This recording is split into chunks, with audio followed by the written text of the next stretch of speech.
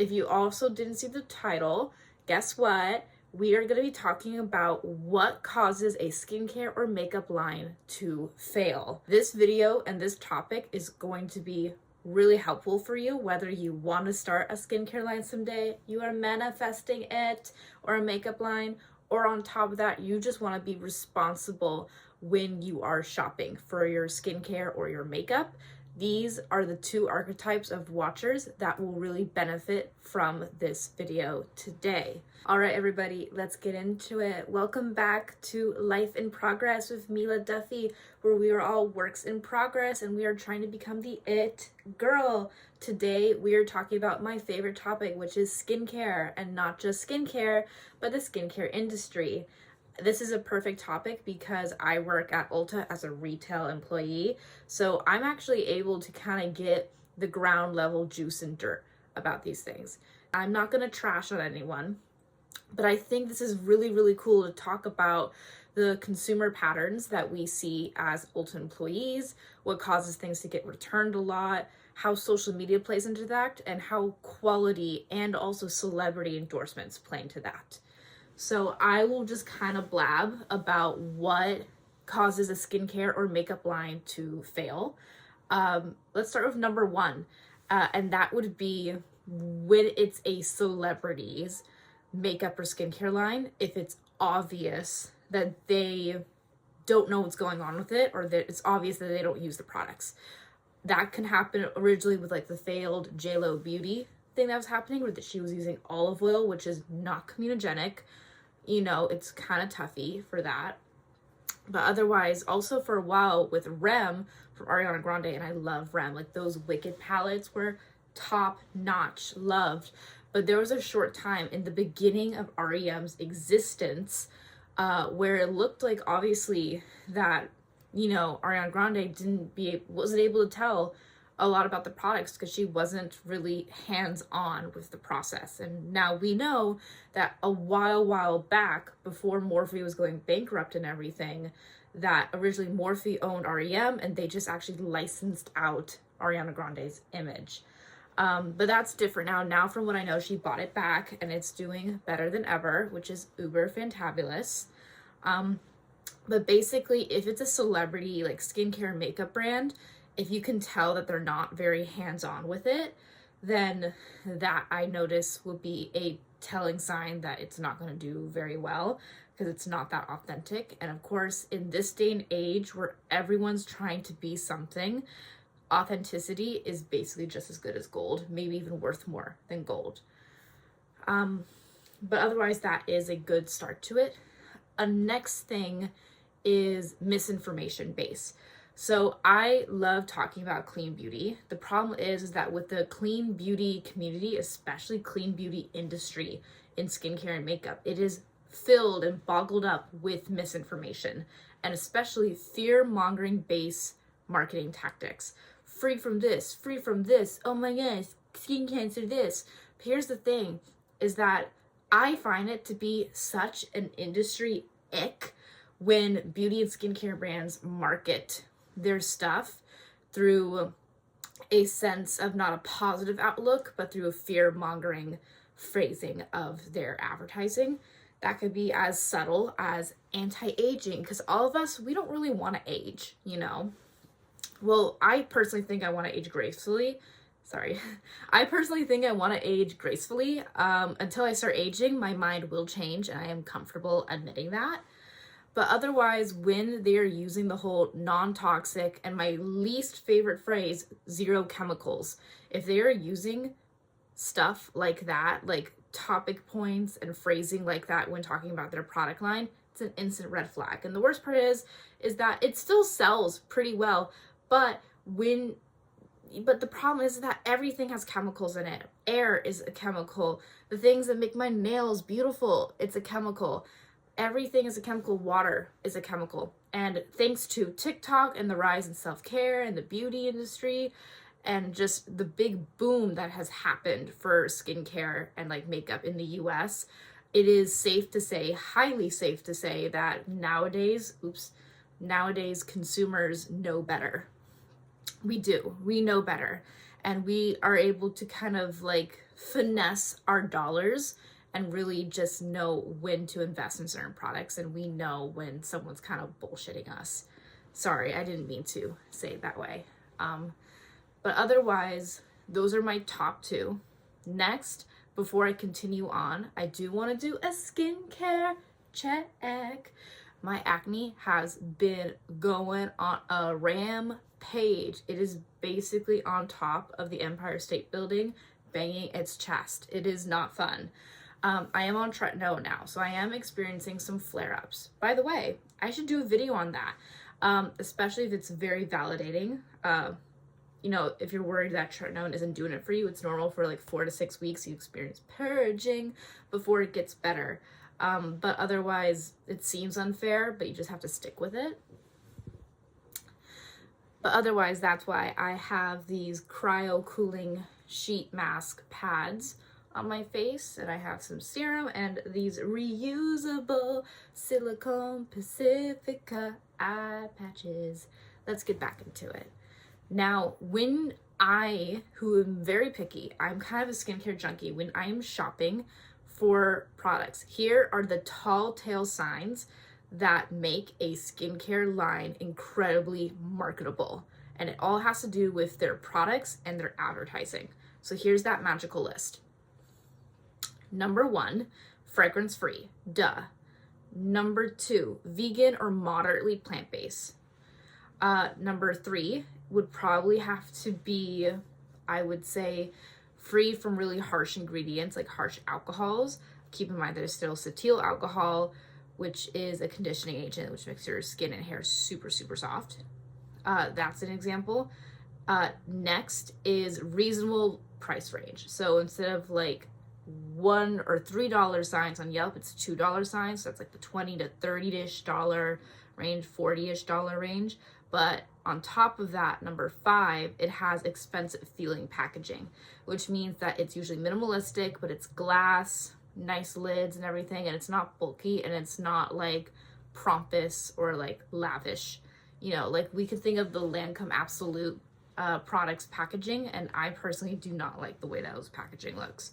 Province Beauty though, and something like Peach and Lily or Dermalogica, that form of minimalisticness, but also just quality, like you feel it in the weight, gives it that little bit of bouginess, even if it's not priced that way. Next, of course, as I've previously discussed, it would probably also have to be very minimal fear-mongering tactics and advertising and heavy scientific focused base. So they're able to like show proper results with their products. Number, I believe 7, which is really important to me, is in general that it came to me. Obviously, it's not that important if I forgot about it for a second. Oops-a-doozy. But it is kind of important to me. But I would say my top thing is that it has, all of their products are good for combo skin. It's really hard to find a whole skincare line of products where every product can be worked for everyone. It's kind of a fine line. But the goal to designing skincare products that can work for all combinations of skin is making sure that in the formula you prioritize gentle skincare, like gentle, soothing ingredients. No matter what you are putting into that product, have soothing ingredients, and always have like one ingredient that can help with acne and one ingredient that could help with anti-aging in any product, because a lot of acne skincare ingredients actually are the same as anti-aging ones, like retinol. Of course, depending on the acne you have, I prefer that you don't like get like actual retinol products if you have mild acne. I would say there's other options I would recommend, probably like skin soothing based stuff. If you guys want me to make a video all about like acne skincare and the things that like drastically changed my skin, I would love to. Obviously, I'm in a good mood because I did some journaling and that's kind of rad. But otherwise, when it comes to the tall tale signs of brands that I feel like are gonna floopity flop, it's usually ones that in a good synopsis are not authentic, quality is no bueno, they're priced too high, or in general, they use fear-mongering marketing tactics like non-toxic or blah, blah, blah. And they, do stuff like that. Also, I would say along with the celebrity thing, sometimes that's good, sometimes that's bad. But if I'm okay with having something in my bathroom that's all celebrity-based skincare stuff and like makeup stuff, as long as it's good and as long as I can tell that that project of theirs was like their pride and joy. So you could probably think of a few ones in the comments that don't align with that. Name them in the comments below and I will totally react to them and, let you know my little 2 cents about it. I would say there is that. I also noticed that you don't want to be too gimmicky with it, and you want to make sure that it aligns. If you are a celebrity, if you're watching this, if you are a content creator or you have a fan base online, you want to make sure that it aligns with you. So it's like when The Rock, he tried to have a skincare line, or was that, I don't know. It's like, I think the general golden rule is that if you're a celebrity and you already have like an alcohol brand, don't have a skincare line to match with it. It's not going to happen, in that sense. But I would say that is like my top few examples. Basically, general synopsis again, so I could see it in my head, is authenticity, good quality products, making sure that if it's a celebrity brand, it's obviously like their pride and joy of baby. They love it and they're a part of it. No fear-mongering tactics.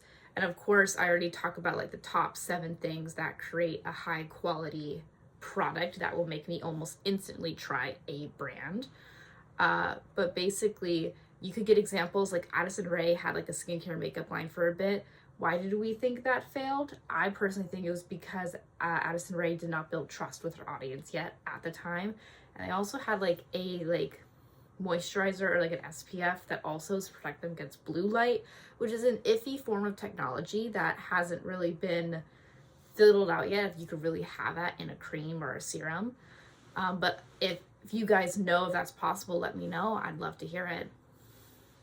Now, since we're talking about it, here as an Ulta employee are the brands that get returned the most. It's number 1. It's usually products that did not spend time doing any market research. Number 2, it's usually very abrasive stuff. Number 3, it's usually heavily priced items that generally don't match with the good quality that it promises. Number 4, it's probably going to be products that have a very acquired smell, or they go rancid really quickly. So that could be maybe body scrubs or body washes that are perhaps like very gimmicky, but maybe don't level up to the scent palette people want, because people are allowed to be picky with smells.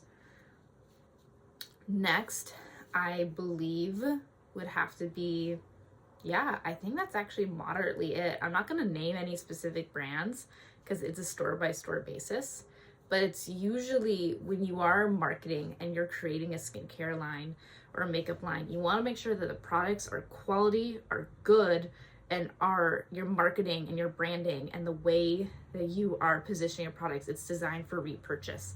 Like, that's a really good way to figure out the price point, price per use, girl math that stuff for your business. How many times does it take for someone to use the product to A, see results, B, use it up, and C, how much dollars spent per a usage for the bottle in order to pay off you buying the bottle of that product.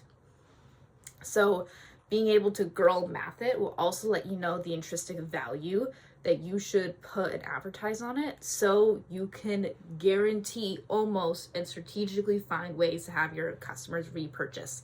So pricing and quality and that general positioning will help you predict the repurchasing potential of your product. You want to make sure people want to repurchase it.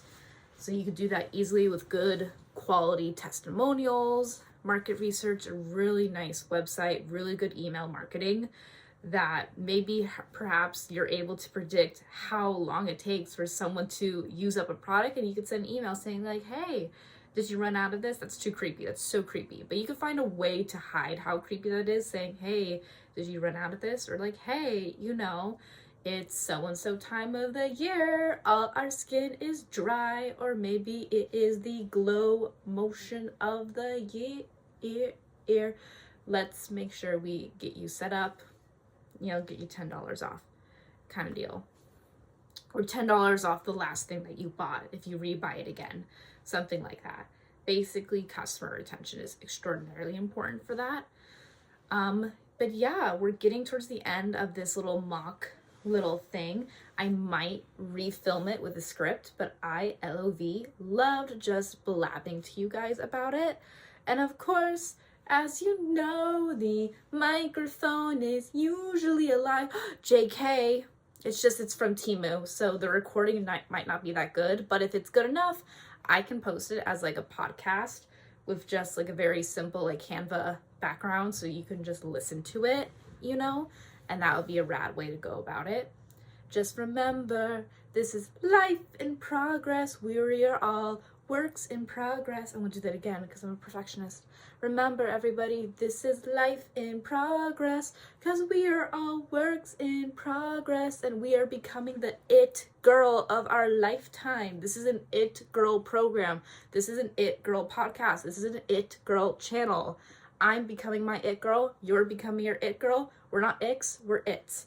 This is all about self-growth, development, wellness, and self-care, but primarily reasonable self-development goals and journeys when you are in your 20s, because that's where I am right now. All right, well, I love you all to bits. Don't forget to like and subscribe. If you guys like this really chill content where I'm just blabbing, let me know. Bye. Mwah, mwah, mwah. Toodles. Bye.